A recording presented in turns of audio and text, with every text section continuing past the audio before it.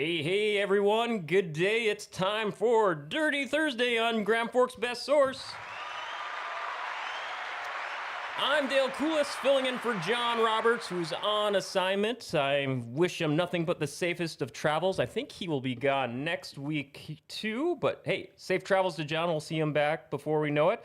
Alongside me, as always, is our co-host and Speedway Shots photographer, Mr. Stephen Lewis. Howdy doody. How's it going? Doing good. Oh, yeah, we can try that one more time. Okay. Oh, wait, I'm still not getting. I'm on the right. Oh, yeah, On that's the very right. right. Yep, I switched the mics around because we got a packed studio today, Steven. Yepper. We got, alongside me, we got two sets of father-son drivers here in the studio. Check this out. To my left, we have Cylen Vargason, the number 29 Midwest Mod driver, and the number 06 Midwest Mod of Chris Vargason. How you doing, guys? Good. And across from me, we have another pair of Midwest Mod driver number 77R Brody Kraft and modified driver number 77R Ryan Schroeder. Welcome. Thank you. Yes. Gonna have a lot to cover. We'll be with them more here in just a couple of minutes after some opening show announcements. But we want to remind everyone watching live that if you have questions or comments, please interact with us on the show, either in the live stream chat or by calling or texting in your questions or comments. 701-213-0863. Today's show is brought to you by the Red River Valley Motorcyclist Spirit of America Bike and Car Show. It's the Red River Valley Motorcyclist Spirit of America Bike and Car Show, Saturday and Sunday, May 3rd and 4th at the Alaris Center in Grand Forks. Admission is just $10. Kids 12 and under are free with a paying adult, and veterans are absolutely free. There's going to be a raffle with $90,000 worth of prizes, including a Polaris 1000 North Star Ultimate Crew Cab Ranger, a Harley-Davidson Street Glide, and Polaris Sportsman 570, with the net proceeds benefiting the Veterans Honor Flight of North Dakota, Minnesota. Get your tickets by calling Scott at 406-899-5247 or Timothy at 701-739-1605 or go to rrvmnd.org. The Red River Valley Motorcyclist Spirit of America Bike and Car Show, Saturday and Sunday, May 3rd and 4th at the Alaris Center in Grand Forks. All right, couple of quick things to get out of the way. You just saw the ad for the Red River Valley Motorcyclist Spirit of America Bike and Car Show this weekend at the Alaris Center. We've been hyping it up for quite a bit here for the last few months on GFBS. Bunch of interviews with the promoters and organizers to give the latest updates for it happening. It's happening this Saturday and Sunday. We hope to see you all there. We'll be there covering it.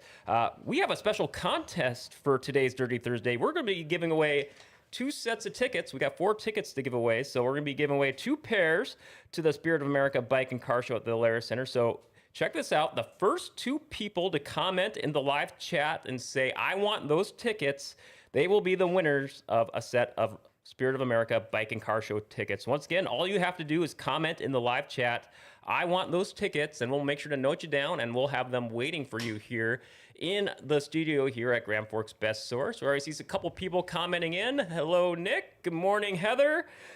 Looking forward to the races. I'll be seeing you this Saturday. It's looking to be gorgeous this Saturday. Also going on speaking of Saturday, at the Broadway Station in St. Hilaire, Minnesota from 1 to 4 p.m. It'll be the Baja Racer Roundup meet and greet with a bunch of the Baja drivers. Kids get half off kids' meals and a free soda, along with meat raffles going on that will go towards the Kynes Family Farm Baja Group. Do not miss it this Saturday from 1 to 4 at the Broadway Station in St. Hilaire. And I even saw they had an update earlier today saying, I saw DJ McGregor saying they're actually going to be giving away a Baja car. You actually just a $20 contest or raffle ticket you got to purchase. And yeah, you'll be entered to win a car. And if you win, they'll even cover the decals for you too. So and numbers. So what nice. Deal with that? All going on in St. Hilaire this Saturday. All right. I see we already got. Yeah, we got one of our pairs gone. Who do we got, Steven? Tony Reese. Tony Reese. All right. We got one more set of tickets to give away. Just comment, I want those tickets, and we'll have those waiting for you at the studio. Hey, we're in racing season now, so that means track schedules are happening, and they are brought to you by Forks Karting Association. They are the awesome awesome local go-karting group here in Grand Forks. Races happening every Wednesday night at Forks Karting Speedway starting May 14th, where you can take in a full night of 9 classes of karts for just $5 for adults, and kids are free. At Forks Karting Speedway, it's located adjacently from River City Speedway on the Grand Forks County Fairgrounds. For more info, visit Forks Karting Association on Facebook or their website, forkskartingassociation.com. And speaking of Forks Karting, I just got confirmation this morning. This Saturday's scheduled practice session at Forks Karting Speedway is canceled due to track conditions. They'll have further updates next week on their social media and website, so stay tuned. Other track schedules. River City Speedway, they announced they will have a test and tune this Saturday from 12:30 to 3 p.m. Fans, you can get in the grandstands with free admission, though there will be no concessions. But yeah, free admission, get the nice little early sneak peek, all the updated wraps for their drivers. Anyone here going to be at the River City's test and tune, or is still maybe up in the air possibly? Up in the air. Up in the air? Okay, gotcha. We're not quite ready yet. Not quite yet? Oh, no. Very fair. Very fair. But, other track schedule updates here. This Saturday, Devils Lake Speedway will have Pure Stocks, Wissota Street Stocks, Midwest Mods, and Western Renegade non-wing sprints all competing. Buffalo River Speedway will have a test and tune this Saturday, and then the next day, Sunday, May 4th, will be their season opener featuring IMCA Hobby Stocks, Short Trackers, NX Legends, Minn Kota Lightning Sprints, and Wissota Late Models and Street Stocks. Finally, Red River Valley Speedway in West Fargo has a test and tune tonight at 6 p.m., and they will have their season opener tomorrow night, where NX Legends, along with IMCA Hobby Stocks, Mods, Sports Mods, Stock Cars, and Race Saver Sprints will all be in action. All right, with all that out of the way. Now, I will add one caveat to the Fargo area viewers. Do be watching Facebook today, as it's probably no state secret that it's pretty wet down there, so everything from Fargo to Glendon could be up in the air. So do be looking at your phones before you head out and all that. So It looks like Heather's saying IMCA Hobby Stocks, ? No. I do not know if that's for Fargo, or maybe I might have misjotted down one class for one of the tracks. But no, yeah, weather always, gotta love Mother Nature. Cards subject to change depending on track conditions. just like last spring. Yep. For sure. Oh, yeah, always making those opening weeks be pretty interesting. Kaylee in the chat wish they would have considered test and tune on Sunday versus Saturday. Makes it a pretty tight timeline for those of us that race Devils Lake that day. All right, so let's go around the table and well, actually, I forgot. I got to keep up one other John Roberts segment, the Jokes My Neighbor Tells Me segment. So here's a guaranteed barn burner here for you guys. Bacon and eggs walk into a restaurant. The host says, "Sorry, we don't serve breakfast here." No. Oh. Yep. Thumbs up. No. I'm seeing just visual body language of after of that ironclad guarantee you gave it. I'm not sure. Ironclad. So, Oh yeah. The ironclad guarantee. Maybe not so much. All right. I believe we were talking a little bit before the show. We'll go around with Chris and Cylen Vargason first. To my left, how you guys doing today? Good. Pretty good. I believe you guys are making your Dirty Thursday debuts. Is that correct? That's correct. Oh, gosh. Thank you guys so much for coming on. A little bit of a drive for you, so cannot thank you guess enough for making the time to come down, come here all this way. So, So I believe I got on here too. Kylan, I want to start up with you first. Devils Lake Speedway season opener on April 12th, I believe. I saw you and Brody Kraft here. You were in the stands just as fans that night. Cars weren't quite ready yet. And you told me how you wanted to be a racer based on your childhood grandstand memories. And to be honest, halfway through your thing, I was so you captured me so much, I kind of automatically started tuning halfway out because I want to hear this on the show. So please, elaborate with me. Tell me some of your childhood memories of watching in the stands that made you decide, hey, I want to be a race car driver. It was more like since I can remember, we were always in the grandstands. I was either watching my dad or my brother race, and it was just kind of something. It was every weekend we'd go to Devils Lake or Grand Forks or whatever track was open, watch racing. Sometimes my dad or brother would race, and I'd always just loved it ever since. And I think if I remember right, didn't you say too you would have your own little like model thing going on? Why don't you go on about that? Brody and I, we would play with Hot Wheels in the grandstands while they were racing. So just kind of mimic your own races in the stands as it was happening. Brody, can you vouch for this? I can vouch for this, yes. Yep. Oh, I think I'm getting levels or. Yep. I think that's Ryan for Ryan's mic there. Yeah. You were right there. How many years would you say that you and Cylen were doing this, having your own races in the stands while they were going on in the track too? We were doing it for quite a bit when my dad ran Wazota, and then took a little break because he went to IMCA. But then when we came back, we were pretty grown and doing our own stuff. Oh, gosh. So, Chris, I'll be back with you more in just a minute, Brody. I just kind of want to go around, get everyone what your racing origin story. So, Cylen, that was kind of playing in the stands, and that was what kind of having your own races in the stands. At what age would you say was it like, all right, I want to go down this road and become a race car driver? I couldn't tell you exactly what age, but it was pretty early. Right around 9 or 10, I was racing go-karts, and now I'm here and racing a Midwest mod. Oh, gosh, yeah. I definitely want to get to you more in your go-kart years here. We'll get to that later. But for Chris, I ask you, how old were you when you were like, hey, I want to be a race car driver? I grew up in Bagley, Minnesota, and we went to Bemidji and watched the races as a kid. Lynn Lucken was a friend of the family, so we used to go and watch him.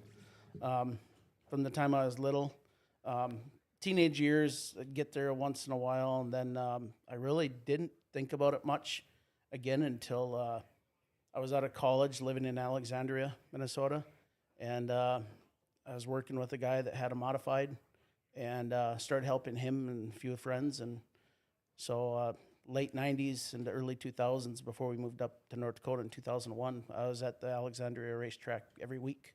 Alexander, was that your first track racing you would say, or? No. Yeah. 1997, my first race was an enduro race at I-94 when it was still asphalt. Oh, wow. So. Oh, gosh. When did I-94 switch over to dirt? Oh, Man. early Yeah, I'm not 2000s sure. somewhere. Something like that, yeah. Yeah. Oh, wow. Yeah. Gosh. See a couple more people commenting in here. Steve Lundaby, good morning. Amber giving Brody a shout out here, and Ryan. So comment in the chat. Got questions or comments? We're going to hear what everyone has to say. All right, Brody and Ryan. Now, Brody, you kind of hinted at it a little earlier. What year? This is your second year racing here, so it was just a few years ago. What led you to go, hey, Dad, I think I want to be a race car driver too? Just growing up watching Ryan, I guess. It's always at the track. Just thought it was pretty cool. And then just kind of gradually, Ryan, how did Brody approach you one day when he was like, hey, I think I want to give this a shot? Actually, I think we might have pushed him into a little bit if he wanted to race or not, and he decided. Well, like 4 years ago, he was kind of young. He decided he didn't want to, and then the next year he said, "I'm gonna give that a try." So it was actually about 2 years ago. He took his first drive in the car on the gravel road. So just spun around just on a local road there? it was back road. Back just roads, driving yep. straight and getting the clutch going and make sure you're getting the gear shift right and all that. So from then on, I think he kind of liked it since. And kind of brought back memories of probably a horrible analogy, but just first time driving in general. My dad would take me to, all right, Dale, time to learn how to drive, being a terrified, 13-year-old or whatever, and be just a random big parking lot, I think, for just a random office building at late off hours. And he's like, all right, Dale, learn how to slam on the brakes and keep control of your car in snow. No. Was there any type of learning experiences for hey, this is how we keep control of the car on the track? Is there anything like that passing along those first times out there? Yeah, I think there was a lot of that, but everybody has those butterflies and nerves and stuff. Just don't hit that guy in front of you. No, very fair. And then keep up with that guy in front of you. Kind of stuff like that, but he's sure progressed on. Now, Ryan, for your racing origin story, you've been rocking the modifieds for quite a while. What year did you start to break in? Well, actually, I was probably 7 years old. Well, actually, before that, my dad actually, when he was younger, he pitted with old T. Young. Sammy Hagar, whoever that is. And oh yeah, he was a trip when we had him here in the studio. So I've I've been around the racing stuff before I was in diapers, walking around, crawling around wherever I was. A lot of road trips with that guy. But then my dad was friends with all the sprint car guys, and he knew Mike Dobmeyer, and Mark's about my age, so we were hanging out at his house one time, and it's like, Dad, I want one of those go-karts. So kind of started there. I think I was 7 at that time. So Where did you race karts at? that was back when it was Emerado Karting Association. So we were racing Emerado, and then they closed down, moved to Grand Forks, and then we raced in Grand Forks, and then we kind of traveled quite a few different places from there on. So. Oh gosh, gotta love the karts here. Oh man, and just moving from karts to what was your first class you moved on to after karts? Well, I went to the Midwest Mods. I think Midwest that was Mods. in 07. 07. Yeah. Wow, nice. A lot of time. Steven, I'll throw it to you. Any follow-ups here? Well, it's just kind of funny to hear. You don't hear many people these days. I turn laps at Emerado, and it makes me feel good too. The last race we ran at Emerado was my first race. So before it moved to town here. So I want to say, wasn't Emerado? I'm having flashbacks a long time ago. Did they used to have like just like a fan go-kart track, or was that the same track when it was called Kartland, like forever ago? Is that the same, or is that maybe something completely no, different? just straight up Emerado Speedway, and Emerado it was Speedway. pretty much the same setup as we got here in town now. They just moved it into town, and when we're driving out to Devil's Lake, it's actually on that northeast. The land where it was is that northeast corner. Like if you're going to go to the base or whatever, base is across the street, and it's at that last overpass or whatever when we're going west or whatever. So, but yeah, Okay, yeah, no, definitely, probably way better to have it in town now. So. No, for sure. Yeah. I mean, it's just great to have a go-kart track accessible in the area, Yep. no matter, if you got to go 10 minutes or 20 minutes, just to have an option. So big shout outs to everyone at Forks Karting Association for keeping that going all these years and years and years. No, I guess speaking of go-karting, we'll kind of go around here, just talk about everyone's early years, kind of getting into it. Kylan, I was looking on your, trying to get a refresher on everyone's MRP here, just to look at stats. I know it only goes back so many years, but you had quite the run at Forks Karting Association there, several years there. Just early memories from your days go-karting. Yeah, actually my first race wasn't in Grand Forks. It was in Fargo at it was like a 2-3 day special in like a barn type situation. That was fun to learn. It was really dusty, so it kind of got me used to the dust, and I learned from all that. And then we went to Grand Forks, and first year was all just learning. It was just learning how to drive the kart, how to feel everything. And then second year started getting better, and we had a couple wins that year. And then my third year in the junior one, we had one track champion with 7 wins, so it was a pretty good year that year. What was your first year again? 2017. Okay, I thought so, because yeah, that was one of the 2 years I was out there scoring, so that's where I remember you guys from for the first time. So. And I noticed kind of as the years went on, you kind of did a couple of cameos in some other classes. I want you to go into detail about that. Yeah, I kind of quit. We quit running that junior one alcohol after the 2019 year, and in 2020 I went to a Batwing mini mod. That was interesting. Ran it in Greenbush for about 5 nights, and that was during the whole COVID era, so didn't get to race it that much. And then kind of fell out of that, and They decided to drop that class in Greenbush, so then we sold the car, and I got back into a B mod with intentions of putting him in. So, Chris, what was it like dealing with all that fun little curveball that the pandemic threw into the mix? Just kind of tracks starting later in that season or opening under limited conditions, and while Kylan's trying to move up through the ranks, you're trying to get him into the scene. How did you navigate those waters? I just as everybody, hey, I'd take it day by day. Looking forward to getting to a track and getting him some seat time. Seat time's everything. I actually ran that Batwing the year before, trying to get used to it, how they feel, how to adjust them, and then throw him into it the following year, which, like I said, was COVID and just kind of ended up being a flop. And then with Greenbush deciding to not have the class, it just threw a wrench in everything. So. Now, Chris, for you, just kind of going through your years, again, MRP only goes back so far, but you're talking about breaking through in those other tracks earlier, Alexandria and the surrounding areas. Your early memories from your early years jumping around from class to class there. Yeah, actually, I was kind of a motorhead right from being a teenager. My neighbor, a best friend of mine, and I started in demo cars, and then then helping friends in Alexandria, built that enduro car in '97, ran that season, and then life kind of happened. We had our, other things going on. We bought a house, and that time, and I kind of sat idle until 2004.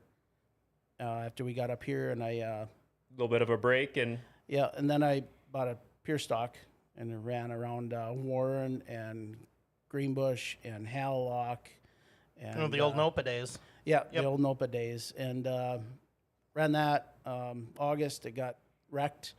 Oh, no. So it got tossed to the junkyard. 2005, I took the year off. And then 2006, after going to Devil's Lake and watching the four-cylinder class, or the Hornet class, I got an old 93 Escort and went out with that and won the championship that year, and thought, that was too easy, and then thought I was smart. And 2007 bought a B-Mod, and Ryan and I actually started the same year. Oh, yeah. And that was really eye-awakening. Oh man! All of a sudden, wait, this is a bit of a whole new perspective of speeds and so forth. Exactly. Ryan, memories from is that ringing a bell? Racing with Chris, maybe you're both rookie years there. In the Midwest mods, anyways? Yeah, that'd be like the MDRA days. We were running the old Goodyear tires on those. Yes. Yep.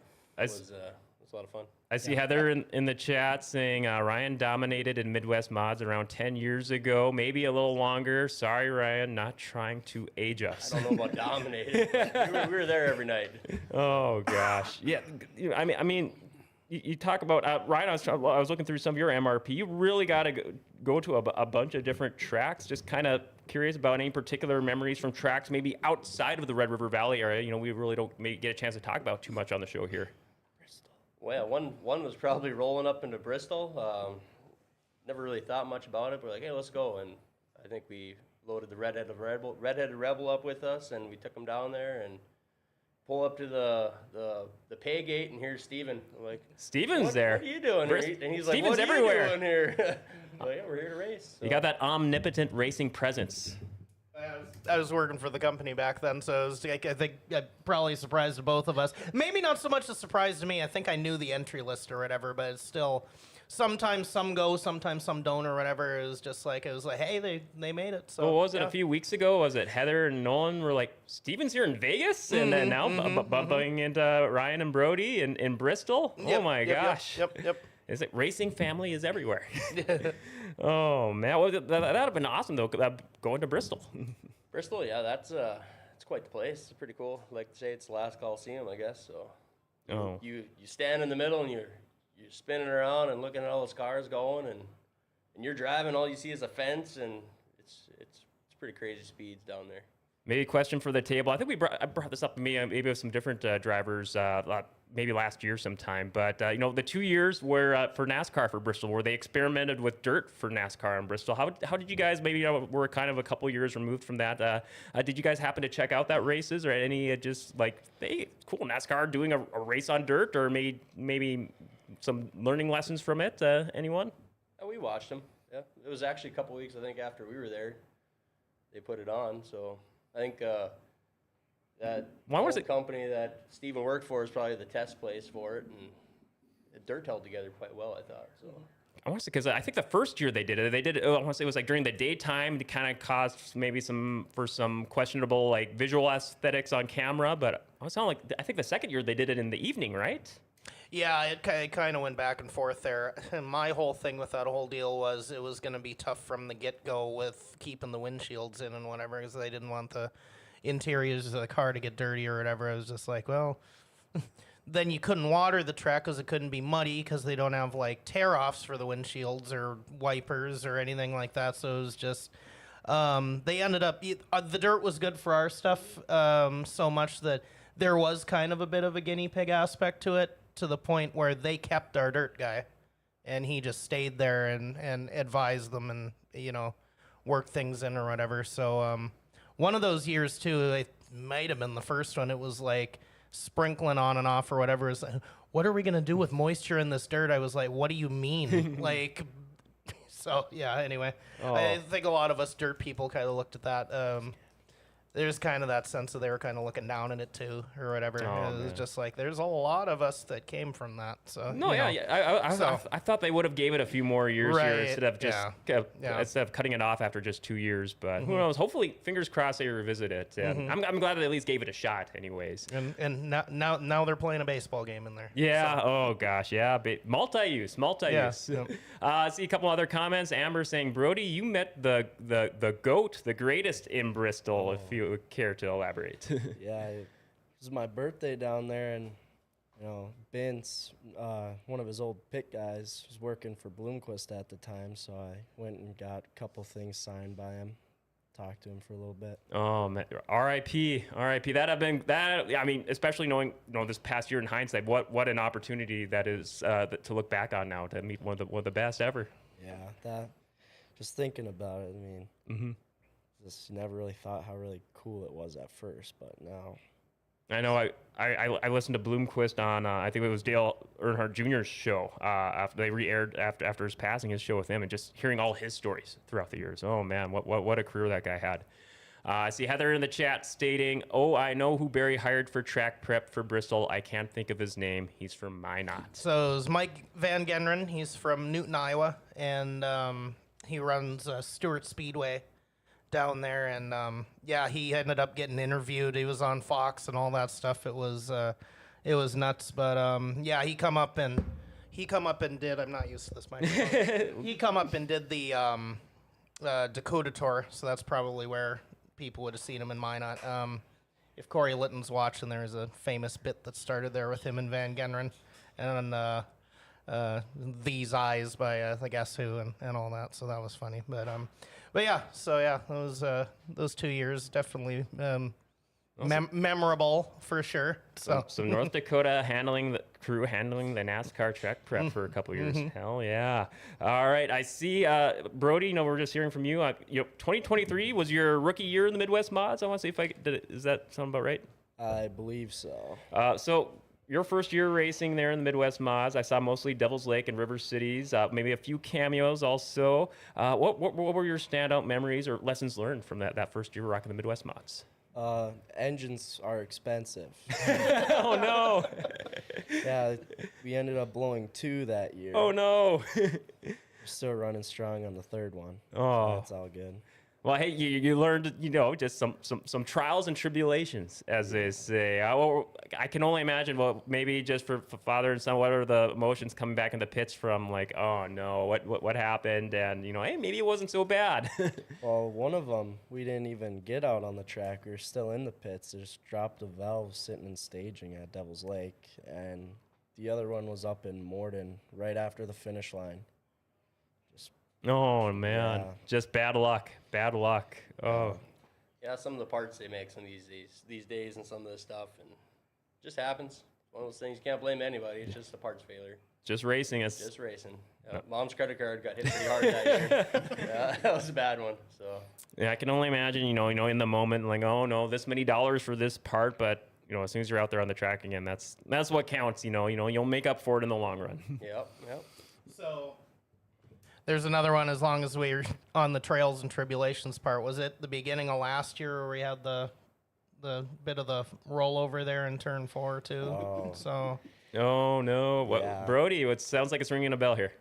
That was getting close to, what would I say, halfway through the season, maybe a little earlier than that. But someone spun out right in between 3 and 4, and I went to go around him, and someone hit me and it just sent me. Oh no! Shoot. One of those accident things. And it was, 2 weeks after that? Or actually, couple weeks after. couple weeks we pulled out the J car from the field, and we got that going. First night out with that, it was pretty wild. Oh, nice. I liked it a lot better than the other car. Yeah, he was running the JMR car I used to have as a mod. I turned it into a B mod for him, and he didn't really like that one. So then we got I had my old J car that was a really fast car back in the day. Won a lot of stuff with it, and we put some new tires on it, dropped the motor in it, and a seat, and away it went. It never left the track. It's still good. Isn't it nice to maybe have, just from those years of experience, have a car in standby just in case? And sounds like it worked out. Yeah, it wasn't a new car by all, but it worked. So it's still running it today. I guess that's when we're kind of doing some updates on her now, and should be out there ready sometime. Now, Chris and Cylen, I'll throw it back to you. Early learning lessons from your years running, Cylen from running from Midwest Mods, Chris, maybe for your early years. Any learning lessons that really stood out to you? Maybe, Chris, some that you passed on to Cylen. Or whoever you want goes first here. Probably my biggest learning moment was to be patient. There's many nights where I would get frustrated, I wouldn't be patient, and then I'd let everything get to my head and just spin out and throw the night pretty much. It'd be like I'd be running 7th, 8th, and be kind of moving forward, get cut off, get frustrated, and spin out, and then I was done for the night. There's a lot of learning with being patient and just being smooth. Smooth is fast. Smooth as I like that. I like that saying. Chris, can you vouch for that? Yeah, I can vouch for that. Being smooth, patient. I really had to get after him about being patient those first couple of years. That and just learning to go from go-kart speed to regular speed. Everything. Those first races were pretty tough. He ended up in some wrecks. Probably the first 5 races were like Greenbush with the B mod, and a wreck happens. You haven't got much time, and yeah, you could tell that the mind hadn't caught up to the speed yet. So that was some rough weeks, but yeah. Well, it's got to be. I imagine those first times out there, just getting used to a whole new playing field. For a way to phrase it, Steven, sounds like you can speak on this too. So another one I had for you guys. Did it help when kind of the plan was you got back into the B mod? Plan was to have him take it over. There were nights there with the trophy class, you could run it competitively, and then he could run the trophy class or whatever. I'm sure that had to have been a bit of an advantage for you to make the learning curve a little, less curvy, I guess they would say. Yeah, that trophy class was actually a really good thing. Trying to get him fit in the car was, I'm not a small guy, and he was quite young yet, that was one thing, but yeah, that trophy class, anybody thinking about doing it or having their kid or even as an adult, jump into it. It's a great thing to get your feet wet and get used to the feel, a little bit speed. I really like that that's around. I know the Scows have taken advantage of it. Barkers are going to lots of folks. I think it's a good thing to have for a lot of folks. So. I really got familiar with the trophy class last year at Devil's Lake there for the first time, and just kind of picking Heather and Nolan's brains about whatever it brings to the table, and just speaking to exactly what you said, Chris. People want to do a one-off race, scratch that itch, or learn a new car. I want to say I saw some other go-kart drivers over the years besides you, Cylen, that tried it out just to let's get our feet wet on the big track once. It's got to be that nice little kind of like a sneak peek preview for years to come. Yeah, it's a big learning curve. I would say the trophy class is the best because you're going to go from a competitive go-kart stance, but from competitive go-karts to competitive like Midwest mod, modified street stock, whatever you're going into is a completely different scenario. Like I remember my biggest fear was in go-karts, if you went off the track, you would have a little ways and then you'd hit hay bales and you're fine. Well, when I got into that Outlaw mini mod, that wall came fast. Oh, no. It was very scary. No hay bales. No hay bales. But now that trophy class had helped out a lot, I got used to that wall, and now I think I'm a little too comfortable with it. I hit it one too many nights last year. Just give me a friendly nudge, that's all. All right, well, we are going to take about our mid-show break here. Much more here to come. Currently joined by co-host Stephen Lewis, and today's guests are drivers Chris and Cylen Vargason and Ryan Schroeder and Brody Kraft. More to come with them in just a few minutes here. We'll be right back after these words from Valvoline Instant Oil Change. Life doesn't ever seem to slow down. Everything needs to be done right now. Well, when it comes time for an oil change, stop into Valvoline Instant Oil Change. You know, most changes are done in about 15 minutes. Valvoline Instant Oil Change does more too. Tranny and coolant flushes, tire rotations, and batteries. And included in your oil change, they're going to top off your fluids, check your tires, battery, lights, wipers, and cabin air filter too. And you get discounts for fleets and the military. You know, they can text and email invoices and coupons and mention Grand Forks Best Source and get $10 off your oil change. Valvoline Instant Oil Change. They're open Monday through Saturday with no appointment needed. Pickup and delivery is also available if you live in Grand Forks. And Valvoline Instant Oil Change is now hiring. If you'd like to join their team as an assistant manager, customer service rep, or lube tech, stop in to find out more. Valvoline Instant Oil Change for a complete oil change and more. They're at 3325 South 38th Street or call them 701-780-8462 and make sure you tell them Grand Forks Best Source sent you. All right, everyone, welcome back to the show. Today's guests we got two father-son driver duos here. We got Chris and Cylen Vargason and Ryan Schroeder and Brody Kraft joining me today, along with co-host Stephen Lewis and producer Paul in the booth. Before we get to picks, I see we got a comment in the chat. Kaylee's saying, referencing a little earlier, we see that with Kenna. You see similarities now in how she raced karts. It's hard to change that, I'm sure.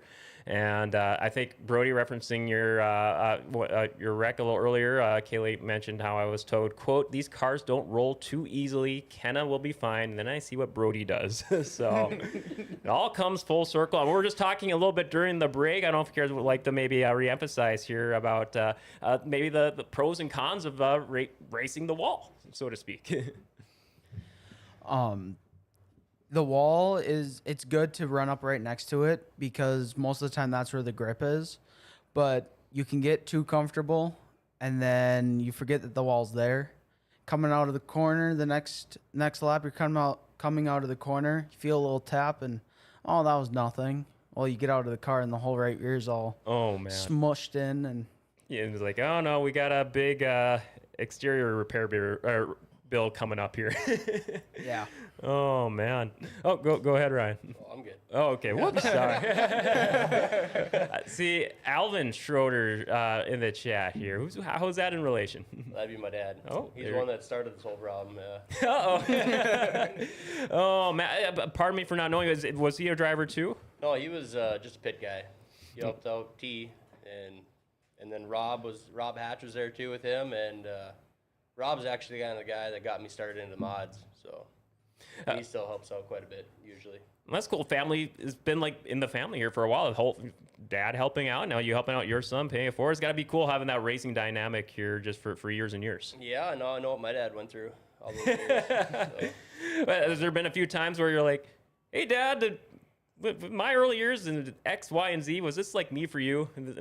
Anything, any interesting exchanges like that? Well, I don't know. My dad, he kind of grew up racing snowmobiles back in the day when he was younger, probably my age, and he didn't really get into the dirt stuff until he was a little bit older. So.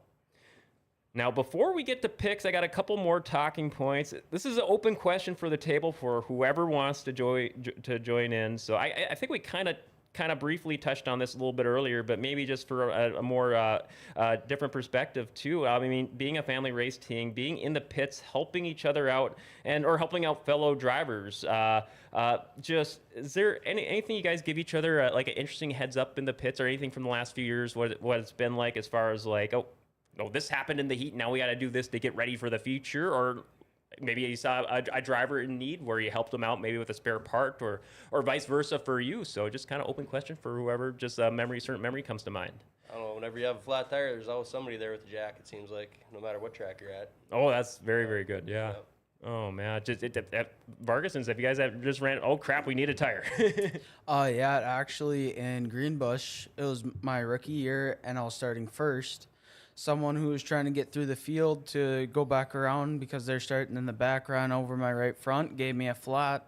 So I went off to get the tire changed so I could start on the pole for my first time ever. And I get there, and there's people with jacks. There's 3 jacks. There was multiple. I think there's like 6, 7 people around that car in no time. And it just goes to show, like, you hear sometimes on the track, that's announcers would be like, oh, no, we got to do a quick tire change. They got a couple minutes in the work zone to get back on there. And almost more often than not, you guys easily beat that 2-minute time limit. And it just goes to show you all these helping hands, making sure and then just being able to pay it forward too, if you see other drivers in need. That is huge. So yeah, big ups to you for, again, big racing family. Chris, it looks like you had Racing is a family. I mean, you have your family at home, but the track is your family too. Mm-hmm. I mean, you pretty much bend over backwards to help people if they ask, even if they don't ask.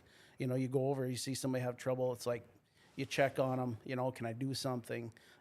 It's been one of the best experiences of my life is being around racing, and I think with my kids too. I mean, it's a great social thing.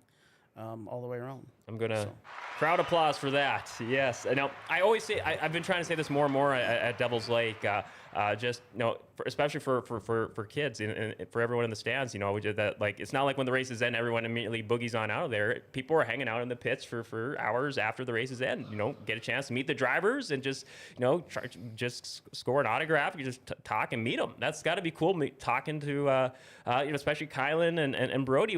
Have you ever had chances, little kids coming up to you after the races? Have you guys had any exchanges like that? Kids. The first year he was racing, I think. Yeah, first year. Oh, yep, go ahead. Yep, you're good. Yep, Yeah. Sorry. So first year, I think it was getting kind of towards the end of the season, I want to say. Yeah, it was like middle way through there towards the end. And there's a Canadian bachelor party there. in Grand Forks. Drunk old dudes came up to the chair. They were having a lot of fun. I was signing beer cans. Oh, man. Yeah, just everything they could find. Signing thing you can't even legally drink yet. Oh, man. Those guys, they were a lot of fun, though. Yeah. Well, that's got to make the moment extra special, too. Yeah, they were running over. This guy's only 14. Check it out. He's racing out there. Oh, man. Kylan, any interesting moments from your first few years of racing on the big track there in the pits afterwards? Actually, when I was still running the trophy class, there was one night where they didn't have the Midwest mods, but they had the trophy classes near the end of the year. I'm like, well, might as well do it one last time before we jump into the Midwest mod class. And I remember in hot laps, there was a bunch of kids around my age, and they were all standing, wanting people to hit the throttle and stuff like that. So I did it a couple times going past them. And they came down to the pits. I think there's a group of like 8 or 9 of them. And it was pretty cool to see people my age being fans and just knowing that I had fans at that time. Yeah, maybe bring back memories from when you're meeting drivers for your first time in the pits too. Just coming, again, full circle all these years later. Chris, Ryan, from all your years driving, is there any sort of standout interactions in the pits after the races or even before the races too for either of you that comes to mind here, where just kind of put a nice end cap on maybe on a bizarre night or anything like that comes to mind? I mean, just like anytime you get the little kid that comes up and you sign their shirt or that checker flag that they just got or give them a little toy car or a picture, whatever it is, you see a little kid smile, it actually, you're out there doing something and it's pretty cool. Seeing them do that. I'm not Dale Earnhardt, but at that moment, you probably are. So it means everything in the world. Oh, yeah. And then you probably knowing that's helping, especially for, maybe just a young little kid, making them probably a race fan for life. Oh, yeah. Yep.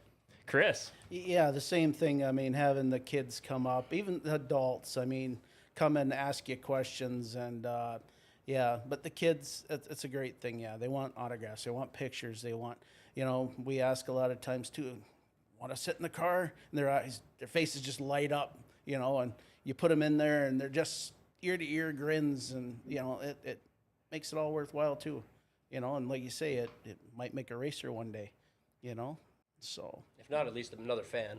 Exactly. We need more fans in the stands at all times. Yep. Now, I believe we got some pictures here. That big shout out to Brody and Kylan for sending me a batch here. I gave a shout out here a couple days ago here too. So always a good part of the show. I always like to do. Just kind of got about roughly several pics of each of you here to run through and try to spread them out here. So I'll take it away. Kylan, you sent me a few of your Victory Lane photos from Forks Karting Speedway here. So do you happen to remember this particular night, or maybe what year in your go-kart run? I want to say that was in 2019, the last year I ran that Junior 1 alcohol. That was near the beginning of the season, because I remember about halfway through the season, there was a rule change to where we had to run white numbers. So, and that still had the orange numbers at the time. Orange. Okay, I gotcha. So, and you sent me, I just had to choose one. I was debating just a solo shot, but you had a few great family shots too. And that's cool. They let you have some fun there in Victory Lane. Oh, yeah. I mean, one night, I want to say it was 2021. I was running a Junior 2 Yamaha. We were renting it at the time. And I had won one night, and Soblix came over to take pictures, and there's a bunch of other kids that I've always known. They started racing, and I've always just been around them. And it was fun to take a picture with, I think there's 10 of us. Quite a few. Yeah. Quite a few. Wow. Very, very cool. I see Heather in the chat from referencing a little earlier. I think one year the entire Pee Wee team was trying to sneak down into the pits during the races. I had to tell the hockey moms the boys could go see Brody after the last feature. Brody, does this ring a bell? Yeah, I think one time at practice, our coaches were all, it was like some summer thing we were doing. And some of the coaches, they were all telling everybody about the races. And then the next race, they all showed up. Oh, unexpected surprise. Oh, here's all my teammates. Yeah. Hey, they rooted you on, right? There you go. Good stuff. All right, next pick here we have Ryan. Or whoops, Brody. Whoops, I'm getting all my numbers mixed up. That's actually probably me. Okay. Yep. Right, or maybe I can zoom in a little bit more here. See the. Does it say JR? Oh, Oh, that would be Brody then, yeah. Okay. And I'm thinking this is Greenbush. So Yeah. it's Lisa Jean or something. that would be. I think that was our second night. My second night at Greenbush, and that night I actually won the heat about a whole straightaway from Black Lance and Shane Wall. That was And I pretty good night. set the fastest lap for B-Mod that night. Oh man, good memory then. Yeah, but towards the end at the feature, I was battling for the lead with Justin Olson and it was Frank Veert. Paul This is Veert. probably like 2 or 3 weeks after he rolled that other car. Yeah. Because this is the old J car right here. Oh man, I love that rap. Really, who did your rap again? Extreme Signs and Graphics on Devil's Lake, Mandy Thomas. She does a really good job. Oh man. She's been putting our race cars together for forever, ever since she started. So Oh wow. she does a really good job. She does about any sign you see in Devil's Lake, she's got Extreme Signs on the back of it. So And to stick with it all those years, that's there you go. All right, Chris. Like this, man. How far back is this? That's Oh, whoops. Well, the year's right there. Duh. 2007 or 2008. That was when I first started. That was an old Action chassis that I ran. I bought at the Stampede in Devil's Lake that fall before Jamestown, probably the year before it. That's 2007. Yep. So. Oh gosh, are you starting to think back of some races from that year? Just is it all just kind of coming back to you there? Oh yeah. Well, it was a lot of fun. A lot of trial and tribulation too. But yes. All right. That would be my first ever time getting in a car right there on the track. would have been Grand Forks at a test and tune a couple years ago. Pretty scared at first, but once I started, I didn't want to stop. So, Yep. Ryan, is that you on the other side there? I can't. That's me. So, what's exactly going through the pep talk right here? Is this like your first time getting ready to head out on the track then? Yep. Don't be nervous. I'll be up there. Just go around your own speed. And if there's somebody else out there, see what you can do. You don't have to keep up with them, but go fast. Oh man, and hey, it all worked out. You got those past those initial butterflies then, huh, Brody? I think that I said the wall comes up faster than you think, too. Oh That year man. I ended up hitting the wall quite a few times, and the year after that. Still working on that. Hey, you got to get friendly with it, right? Got to become friends. So here we go, Kylan and Chris. When Devil's Lake? Or wait, no. Yep. Yep. Yeah, that was when my dad was running the Midwest Mod class, and that was actually, I want to say, the first night of trophy class. I had won it that night. Oh wow, trophy. Your first big track win. Okay. Wow. Technically, yeah. Yeah, I guess running the trophies. Hell yeah. Whoops. Zoom in a little bit there. All right. How far back is this, would you say? That's Brody's first year. Yeah. First year? It'd be like 2 years ago. 2 years back, yeah. And I'm That's trying. the car that he didn't quite, must not have liked it enough or something. No, it didn't really handle the best. Still good looking car though. Oh man, nice wrap. Oops. There we go. Oh, That's an interesting photo. What makes that one stand out there? Actually, well, you can see my car, but in the background, that's Brody's JMR. Okay, I was gonna say, was that you two side by side? That Last night with it right there. I believe it might have been the last one or one before, but we figured out around that time that I was only running on 6 cylinders for about the whole beginning of the season and whatnot. That wasn't too fun. Falling behind. A couple spark plug wires got changed around somehow. Yeah, where were One you? of them deals. You two didn't happen to giving each other's during that moment, just a little sinister competitive glare to each other, right? We usually pit beside each other too, so they came off like, "Yeah, that was awesome." You know, Oh, give each gosh, other yeah. high fives. Oh, that's got to be out. Yeah, the post race high. Oh man, yeah, great shot there. Yeah, Kelsey Peterson, great photography. Oh, Here we go, Ryan. Jamestown Stampede. God, well, that's what October? Is that usually that around, or late September, early October? This one got pushed back. It rained in, I think it's September when it usually goes, and then they moved it back a couple more. It was actually nicer. I think this was in October, Oh wait, yeah, I see the dates there. Yeah, This was, 2016. yeah, Yeah. and it was 16. nicer then than it was in September. Oh, gosh, yeah. That was a good one. We You do the Jamestown Stampedes that usually on your calendar most years? yep, it used to be, yep. Oh man. Actually, that night he won the LCQ. He had to go through one of those, and then he ended up winning the whole thing. Oh wow. That's got to make it like triply more. You don't. Oh, That's in the very. IMCA mod. We won the non-qualifier race or whatever, and then we won the B mods No. in the Stampede. Oh well, still, yeah. That's got to make it pretty special to go through those extra. Yeah, that's that J car that he's racing now. That thing's just been. That was a good car. Oh man, Pretty beat up though. capturing a great moment. Gotta love it. All right, Kylan, is this your? How old are you in here? I was probably like 14. I would have been 14 because I didn't have my license at that time. But that was a practice session in Devil's Lake, my first time getting in the car. Oh man, yeah. I was gonna say it looks like your face could say quite a lot there. It's like, yeah, what am I getting into? I don't know. Am I off or? I was really excited. I think I was bothering him for like almost 3 days before that, and every day going up to it, like, can I do it? Can I do it? Can I do it? Type of thing, because I wanted to get into the bigger cars.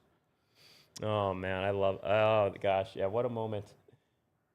All right, Chris, how far back are we going here? That would be 2006, and that's at 93 Hornet, or a 93 Escort that I ran. It was a good little car. I picked it up from Jim Sangrate for like $300. It hit a deer on the right front, and Oh no! the right front fender and the door were all bashed in, and threw it together and went out and had fun. Well, what a way to turn a being hit by a vehicle hitting a deer into a checkered flag winning car. That is, Yeah, it ran good. It handled, very well, and it was a good car. Actually, after that, I sold it to Dickie Barnes, and he won some track championships with it. Oh man. And then Good luck charm. he ran it in the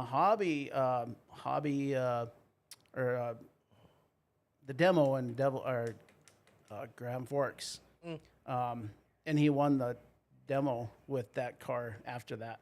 Oh man, So- you got some years out of that.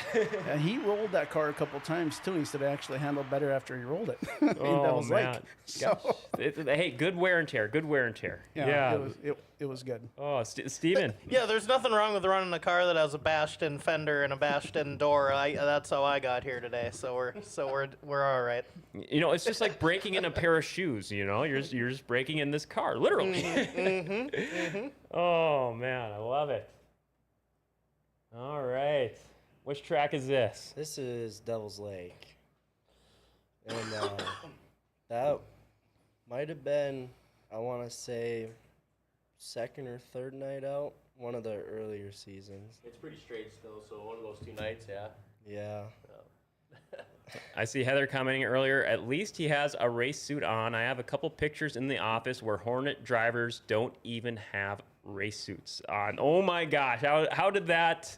Chris, you're kind of nodding along there. Have you guys seen that drivers like, oops, forgot the race suit at home? Like in early Devil's Lake, I think there used to be like 30 or 40 Hornet cars at one time, and people were wearing blue jeans, and it was like if you wanted to borrow a car, you give somebody $400, I think, and you can go borrow their car for the next week. I think they had Claimer class, something like that time. Wow. Yeah. It was pretty much a run what you brung class. Yeah, we had B mains every night, and it got to be so many cars. And then they went to where they'd make a feature out of the main cars. Then all the other cars would have a B main, and then they had a trophy for the B main, but you didn't advance to the A one. But there was 30 cars Tow at least. trucks and mail trucks and everything else. Yeah. Oh, wow. It was kind Yeah, of cool. the flying pig. They had a lot of Oh, fun man. with it. Yeah. you know, Oh too, yeah. It and was stuff. Cop cars, a lot of whatever. fun. Like an open smorgasbord. Bring your own ride. It was cool. That's gonna be cool. Seeing post office car, buses. Oh man, bring it. Heather, it looks like she's sending you a request there, Steven. Oh. Yeah. No, I'm good. Heather also going saying safety was apparently not a concern back in the day. All right, I think we got just a couple of photos left here. That'd be my oldest son's. Actually, that'd be his second pure stock. That was just before we went to the race. So yeah, my oldest one's race 2. It's been one of those things that I raced, and from the time we had the kids, I told my wife, and I have to give kudos to my wife. She's been awesome. You know, she's very understanding. Applause going out Loves to it. the fam. Yeah. And I said, I told her I want to give the boys a chance to do what I've done. You know, so it's been one of those things. I put them in cars and until they graduate from high school, and then it's okay, guys. You know, time to figure out how to do it on your own too. So Training wheels have to come off at some point. yeah. So it's just been an understanding. I'll help, but I ain't gonna fund 90% of it. You know, type of thing. Oh no, very so- fair. So yeah, it's been a good thing. My oldest one, he still wants to get back into it when time is right. So Oh, well, that's good to hear. It's this racing running in the blood through and through. yes, well, as Ryan knows, once it's in your blood, it's hard to get rid of. Yeah, Ryan, you can vouch for that then too. Yeah. people say they're going to retire, but you know, it's hard. You know, I've got friends that quit and they've never went back to a track. They said, I can't watch. I got to be in the seat. So they've never went back. So Oh man, yeah, guys. Again, the borrow phrase, scratch that itch. All right, I think here. Gosh, is that a very young Brody with you, Ryan? Yeah, that was when he won the Stampede there. Oh man, Back when I was, Brody be about 6 there. Yeah. some very nice hardware to take home. He had lots of laps in the dirt. He did with those little the little Hot Wheel cars. Mm-hmm. His sister actually plays with them out, same ones. So Oh, hopefully that doesn't turn into that. oh gosh, great memory. Okay, that would be my older son Casey and I. That was after the Brad Wall Memorial in Winnipeg last year. Casey ran his street stock. So, yeah. he got third that night at that race. Oh, wow. So There you go. Good, doing good at the podium. Yep. Here's a nice 4-wide shot. Yeah, I like that picture. Yeah. Not too often we get to go 4 wide. Yeah. Would you say that's what do you have a memory for the table most wide ever at the same time for you guys? I think we got 6 wide once at Devil's Lake for the street stocks. This I would be think last Devil's year. Lake Yeah. here. Yeah. Yeah. Wow. Yeah. Gotta love it. Especially what a great shot. Yeah, but going that wide gets scary because if you're on the inside, you're getting pinched. If you're on the outside, you're getting pushed off the track. I remember one time in Greenbush, we went 5 wide going down that backstretch. Oh god. I was on the high side. I didn't make it into the next corner. I mean, it looks great in stills, but as you guys said, maybe white knuckling it a little bit. Steven. I was you don't want to be on the inside, you're going to get pitched. You want to be the outside, you're going to get shoved off. I don't want to be in the middle, to be honest, either. You know what I mean? So, Oh gosh. I actually stayed on the track for that one. Steven or anyone, Kaylee wants to know who took that 4-wide shot. Was this one of yours, Steven? that was me. Humble brag. Oh yeah. You had some really good shots all around the track last year. So up in the flag stand and yeah. Like I like to say, blind squirrel catches an acorn every once in a while. So, Kaylee says, I haven't seen it yet, but want it. Oh, nice shot. Oh, that's the Outlaw Mini Mod, actually. That was the Greenbush double header. That was when my dad was still running it. And I just took it out for a hot lap session, and that's when I fell in love with the bigger race cars.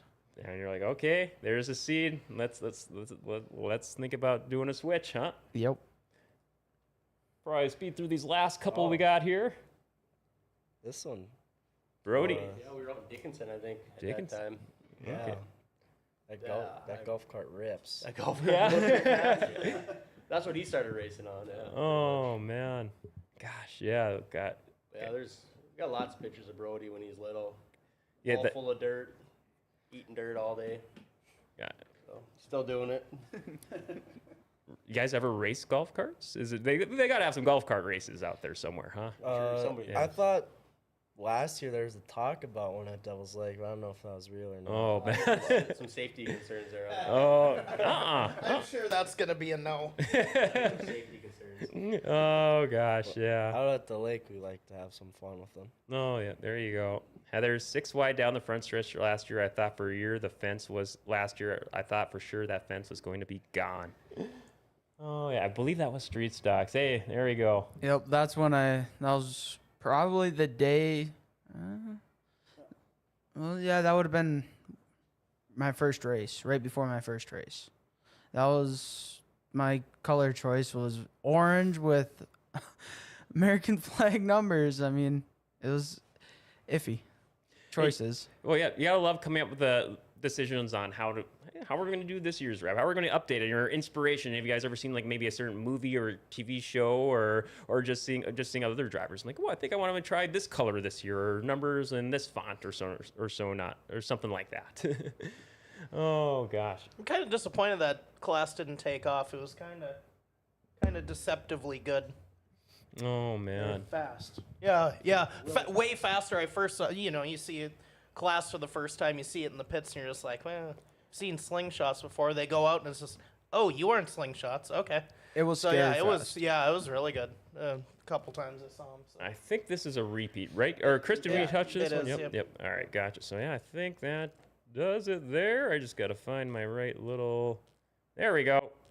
Boom. All right, we're back. That's it. Thank you, Brody, Kylan, guys, for sending in the photos there. That was awesome. A couple last questions here to wrap up before we go to sponsors. Again, thanks for sticking with me here. We'll probably go just a little extra here today since we got a full table here. We don't want to make sure to cut it too short here, but always like to ask here as we wrap up towards, let's rate your last season as we're going to 2025. Key takeaways from your guys' 2024 seasons. Vargason, we'll start with you. Chris, I saw you had a quiet 2024.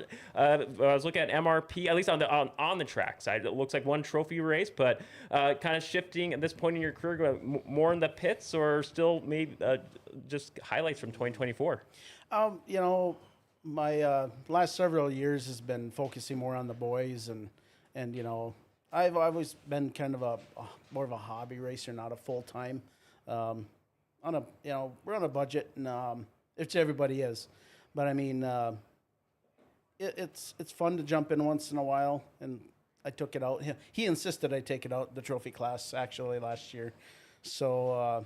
At least get out there once. Yeah, it's been more of a focus on them, you know.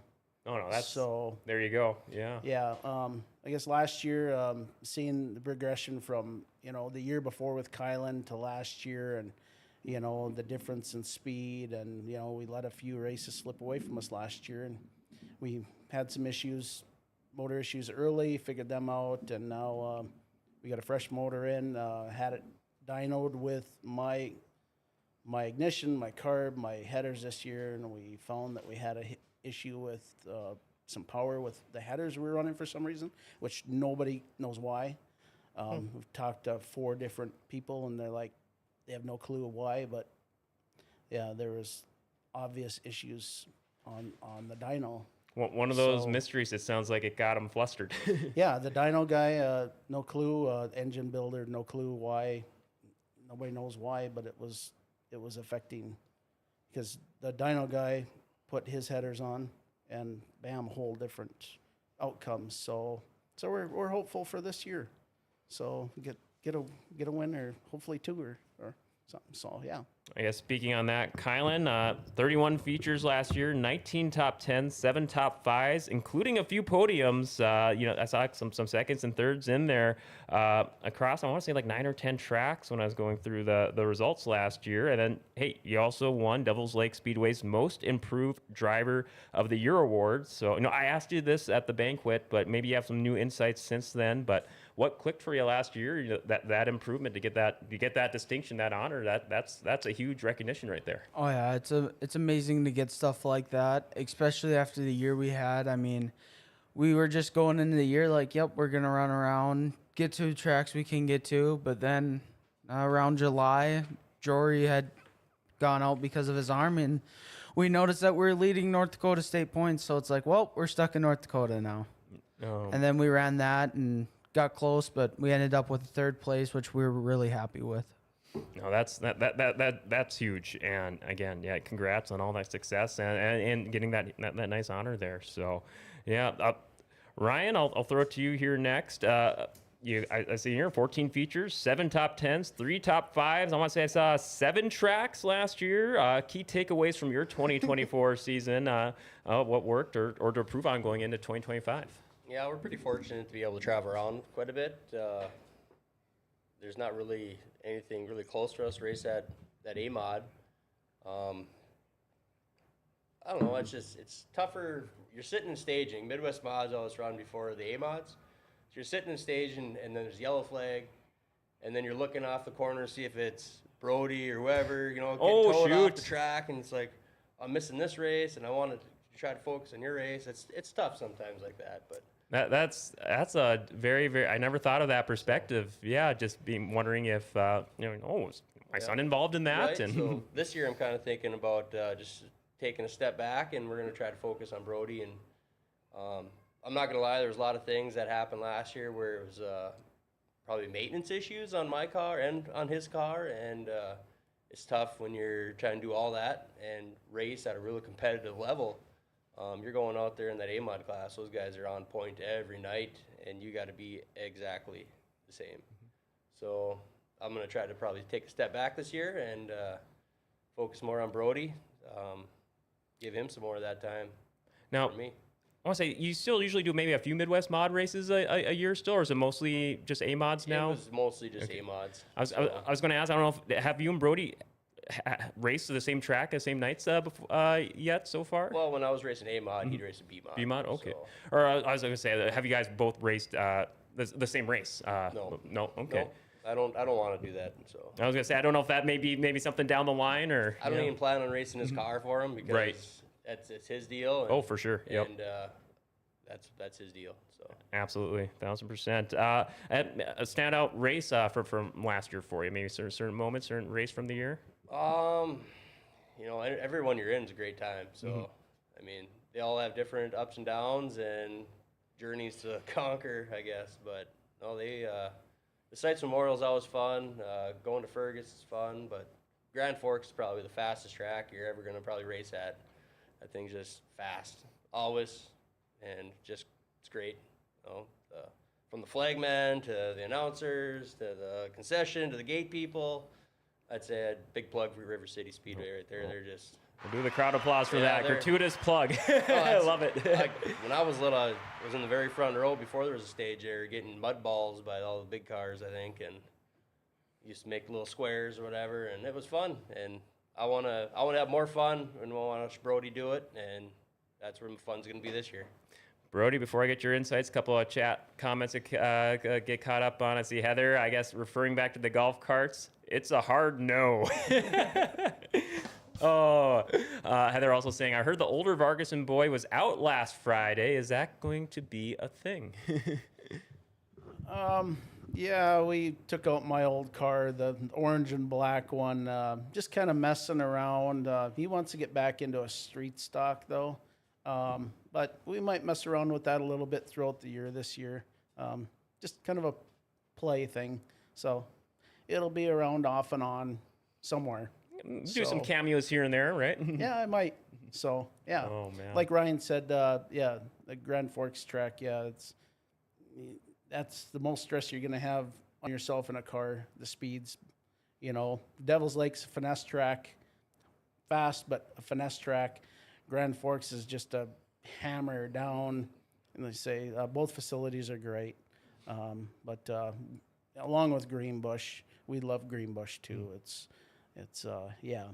So all the tracks around the upper Midwest are top notch pretty much. So you can't complain. We got a good thing going up here. And that's why we always give all the love for when we run down the track schedules here in the Red River Valley. We always like give all the plugs: Red River Valley Speedway, Buffalo River, Ada, Devil's Lake, River Cities. We want to spread all the love so people can get all their racing, as much racing fix they can in this whole season. So, Brody, your 2024, 14 features, 7 top 10s across 6 tracks, I think if I saw right, and your biggest lessons learned from your second year and going into this season, maybe a standout race memory from 2024. Well, this year I really want to get a couple more shows in. It just really didn't seem like enough last year. But standout would probably be that night in Greenbush when I was running pretty good. Can't go wrong with that. And just 2 years in, biggest thing you maybe want to work on, or just thing that you're going to be keeping in mind going into 2025?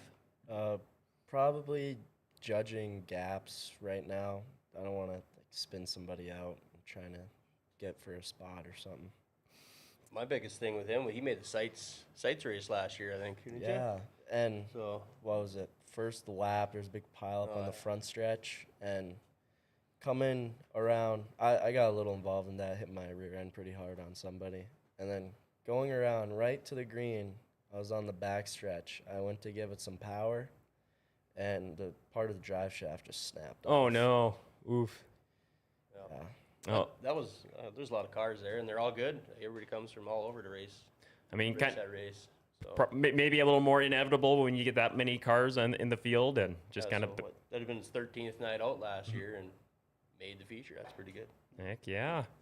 All right. Well, Steven, I want to throw it to you if you have any follow-ups or questions here before we wrap up here. No, should be good on my end. So I can't think of anything right offhand. But it was neat to have another show where we had all new folks again. And yeah, I'll give you a shout out. I know you had a good idea. I talked about wanting to get Brody and Kylan on here, and hey, let's get it's see if like their dads are up more to. the merrier. Yeah, So yeah, get that good Absolutely. father-son dynamic, and appreciate you guys all coming in. And I guess before we thank the crew and sponsors, I think we kind of touched on this a little bit earlier here, but maybe just a nice way to put a pin onto it. I kind of touched on this when I was speaking with the Jarvis family here several months ago. But just what does it mean to you to be part of a racing family and passing that knowledge on, learning from each other on and off the track? What does it mean? You're all few years into this on the big tracks anyways. Just hey, we're passing on my knowledge to my kid, and just what does this mean, paying it forward for the next generation of racers. Vargasons, I'll start with you. I mean, it's helped out a lot because I've had there's stuff that my dad knows that my brother might not. But then there's some other stuff, like when we first got into the Midwest mods, we were all kind of new into because they've changed a lot since he last raced it. And I had Nate Reynolds, Jory Berg, a bunch of people coming over and saying, hey, this is what I see, try this, try that. And we went back and forth adjusting the way I was driving it. And now that helped out a lot. Gotten smoother, gotten more patient, know my gaps, and hopefully we can get a win this year. Very, very good to hear. Chris? Or anything to add, sorry. Yeah, no, all he said, the biggest thing, is, like you said, learning the adjustments for the track. The patience is huge, learning where you can be and on and off, the gas and, and not being afraid either to, maybe rub a little bit. And that's something that, as a beginning driver, you might rub and, not to get nervous over it. It's just a bump, it's not the end of the world, and as I know Cylen and my other one, they thought at first, it's, but just all around focus on everything is Focus. big. There you go. Well said. Ryan, Brody, same question to you guys. Passing down that next generation wisdom from the father's perspective and from the next generation perspective too. What does it mean to you being part of this next gen racing family here? I like that I got brought into it, but it's kind of sad seeing him get out of it. How much? Oh, no. Bittersweet, as they say. Bittersweet. Yeah. Someone fast. I got to start working on that. Was fast. Oh, no. As they say, still got it. No. Ryan, I'd care to echo off that. Yeah, I guess all the years I've done it, we've made a lot of good friends through everywhere, and I can pick up the phone if I have a question and call somebody from here to Tennessee, pretty much, and they usually steer you in the right way. And if you're at the track and somebody asks a question, they're not going to steer you in the wrong way, because we don't want to get anybody hurt, or we want to keep everybody on the same page, pretty much. So yeah, just to be able to give just a little bit of the knowledge that I have Brody over the years. And the sport's changed so much too. Like back in 06, 07 when I started, I had a pro car, Bob Sagan pro car we bought from a guy, and leaf springs. Leaf springs. Oh, yep, go ahead. you can go Oh, back. sorry. Whoops. Yep. There's not too many leaf spring cars out there anymore. They've changed the rules now that makes them a little bit harder to run versus what we can run now. But we had big bodies and rub bars all around us, and we were getting into each other all the time. And it's a lot less of that now. I think there's more respect probably, and everything costs more. So nobody wants to go out there and wreck their stuff on the first night, and that's what we're trying to teach. And shocks are expensive, and tires are expensive now, and rims are expensive, and time is expensive, and we just all want to go out there and have fun. And when the checkered flag finishes, you see 24 cars come across the finish line, and everybody gets out and shakes their hand and has whatever and has a good time. But Brody, he's been there and he's seen it, and I think the hardest thing, Johnny Carter, I watched a show the other day, and he said the hardest thing is winning, because then you want to do it all the time. Get addicted. Yep, you get addicted. That first win, then you just want to do it and do it and do it and do it. And sometimes second place isn't good enough, but that's a challenge. So hopefully we can get Brody that first place, Cylen get a first place, and we can all share that same addiction. Yes. It's a good thing. Oh, love that answer. Love it. Stephen, you said did Ryan address what you were going to say, ask there? Sorry. No, I just heard it was an old pro car. I was like, leaf.